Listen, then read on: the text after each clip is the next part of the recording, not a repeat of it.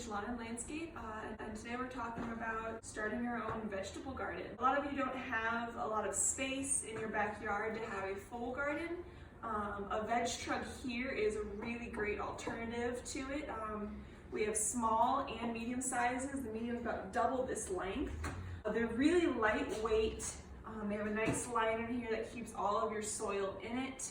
And they have a really deep and shallow spot, so you can grow quite a variety of plants. This one is just a basic wood, but it'd be also really cute and a cool thing to paint them. You could stain them to match the rest of your decking or your house. I'm probably gonna go paint one at home, some bright blue and white, because that's some of my favorite colors. And it's just a cool thing to really brighten up your backyard. Today we're starting with a salsa garden, but you can do as many different things you want, like an Italian style garden, an herb garden. We actually have a little herb garden planter where they have compartmentalized spots so your herbs won't take over the entire space like mint. But today we're starting with one we do almost every year, which is a salsa garden. So I've gone ahead and started. This is our small sized Veg Trug. I have the liner here. I've already dumped the first bag of soil in it, and so I think this one takes around 1.5 to 2 bags. So I'll go ahead and enter in the second bag.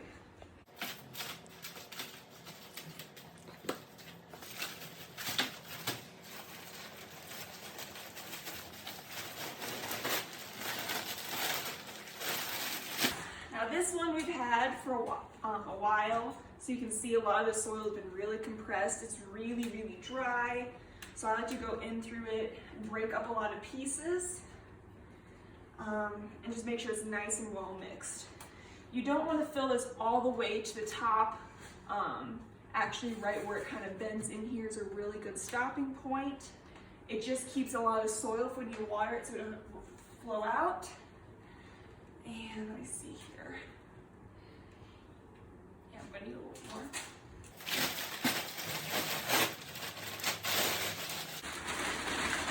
This one takes about 2 bags, and these are almost 3 cubic feet of soil. They're just your large size soil. You want to make sure when doing any sort of container gardening, whether it's in this or small planters across your patio or deck, that you use a potting soil. You can either use your multi-purpose potting soil or a specific veggie potting soil. But you just want to make sure and use that because it has a lot of perlite and larger chunks of organic matter. So it won't become as compressed and it won't be as harsh on your plants. Now, if you're planting straight in your garden, that's another thing because a lot of other stuff in that, but you don't want to use normal fill dirt or topsoil necessarily in your container gardens. Okay. So this one is a really, really dry bag of soil because we've had it over winter. A lot of soil you get in comes like that. So before you start planting, you actually want to pre-wet your soil. I just have containers up here of water. Use your hose, whatever you want. The only reason you want to have a pre-moistened soil is because if you put it in a dry soil and then you put your plants in there and you water them in, when it's so dry like that, a lot of the water will just run straight through and it won't hold a lot of moisture in it. So if you slowly add in some water and mix, that's perfect. If you have a soil mixer, that's also great. That's basically just a big tube tumbler that you add in your soil and any other things like compost and water into it, and it tumbles it for you, and it will break up all those big clumps and really mix your soil well. You can also, when you're in this, add in a fertilizer into the soil already, whether that's like a manure or a synthetic one, or any sort of fertilizer like that is fine. Or you can just wait till the end and do that. It's a little bit preference. Now I like mixing all my stuff in with my gloves. But that's just because I do it so much, my hands get really dried out. But the thing I don't like is I cannot tell how moist the soil is through my gloves. So what the consistency you're looking for is it should start to clump up a little bit. It's a wetter spot over here. It should start to clump up a little bit, but not completely be soaking wet. It should not be, should not be able to squeeze water out of it. You're just looking for a really evenly moist, wettened soil. You just kind of keep mixing it and mixing it. So I like to feel it with my hand just because then I can kind of feel the moisture in it. Previously it was really, really dry, really flaky, it doesn't really cling to a lot, whereas this now is a much, much better moisture level.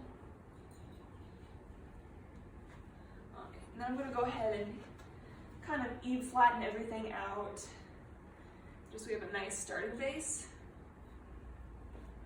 Yeah, if you see that, it kind of slightly clumps together, but it's not completely holding its shape, so it's not too wet, it's not too dry. So today I'm going to do a combination of plants and seeds. We have here, we have a cherry tomato, we have a Roma tomato, jalapeno, and a green bell pepper.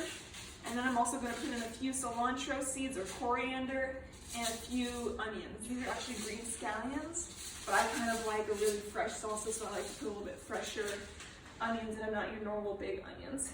And it's all based on preference. And it's really easy once you're in here.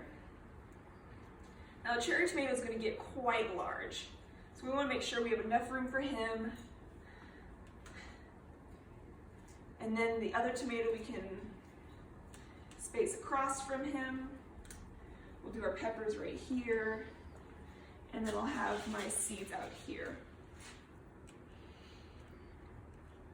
Now I just make a little hole, either with, a shovel or your hands, and I'll just go ahead and pop them right in there, compacting the soil around him. Now, if your tomatoes are a bit leggy, tomatoes are great in that you can bury the stem, or let's say your stem kind of breaks, you can bury that and it'll start shooting roots out of the stem. I'll put that tag in there so remember he's a cherry tomato. And this guy's a Roma tomato. I'm actually gonna slide him over here a little bit more. Pack it in. I like to compact the soil around the plant first, and then if it once it's a little wonky, it's fine if you bury it a little deeper. And here's our jalapeno. I'll actually bring him over a little bit more.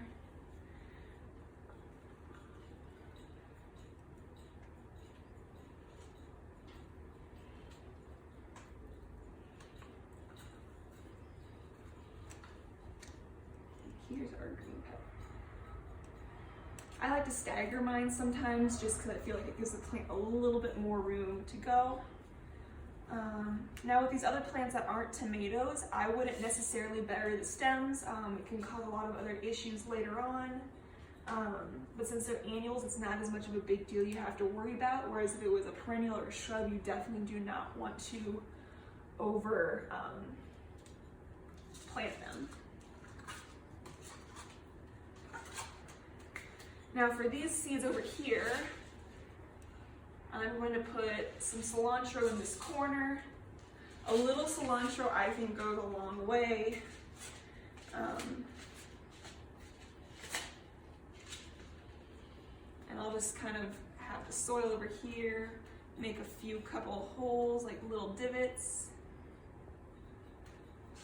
And I'll put probably about 2 or 3 seeds in each. Now when you do this though, if you put 2 or 3 seeds in each little divot, you're going to want to make sure and weed them out when they become a little bit bigger. Otherwise you'll get really, really crowded plants. And yeah, so we'll just tap those in a little bit, cover them slightly with soil. I'll put a tag there later that says that those are there.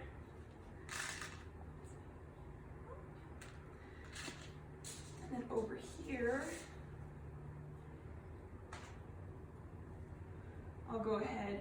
Onions are really nice. You can also just make like kind of little tiny rows of them and sprinkle a couple seeds in. You know, a centimeter or a couple centimeters tall when they really look like they're growing into each other a lot. And you can just either go in, if you want to save them, you could pull them out and separate the roots. Or what's even better is just to trim off the ones you don't want so they're a little bit more evenly spaced, about an inch apart. And these ones, I'm just gonna put a couple in there because onions go along. Use a lot of them. And these ones I'll just kind of sprinkle down this kind of line I've made.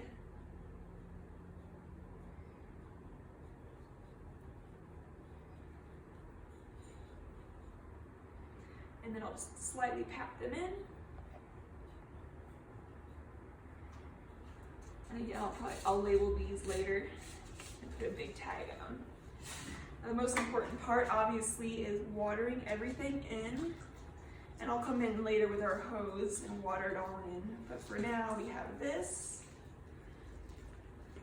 It's probably a little bit better with the hose because we have our sprayer that really disperses the water.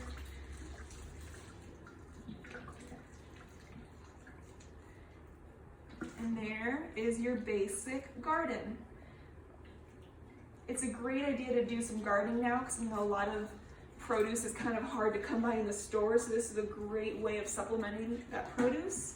Now you might not have them until the summer, but some of the faster growing varieties, like usually some leafy greens and stuff like that, is a little bit of a faster sprouting plant. Now this is just one variation. Like I said, you could do a ton of different ones. You could do one of these completely leafy greens like lettuce and spinach. Kale is a really great one. Those are all great ones to start right now. They really like cool weather. They do extremely well. Kale usually gets a bit sweeter. If it gets a little bit of frost on it even, it will keep going through those cold things. So it's warm outside right now, but in a few days it's supposed to be getting some snow, so that would be a really great one to have during this time of the year. I wouldn't necessarily plant them outside and leave them out right now. I'd wait till they sprouted and grown a few inches, and then you can start taking them out and easing them into the weather.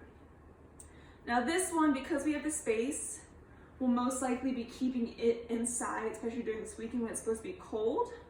But soon we'll be moving it out. You could easily get one of these and attach wheels to the bottom to make it easier to move.